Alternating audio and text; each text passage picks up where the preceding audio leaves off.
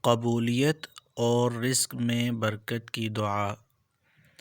ربنا انی اسکنت من ذریتی بواد غیر ذی زرع عند بیتک المحرم ربنا لیقیموا الصلاة فاجعل افئدة من الناس تہوی الیہم وارزقہم آمین یا رب العالمین۔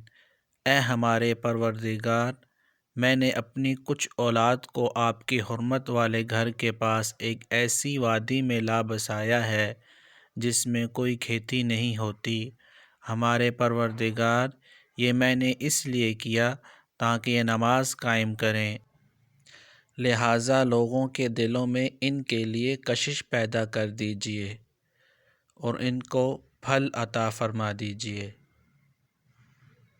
یہ حضرت ابراہیم علیہ السلام کی دعا ہے، ضرور اس دعا کا اہتمام کریں۔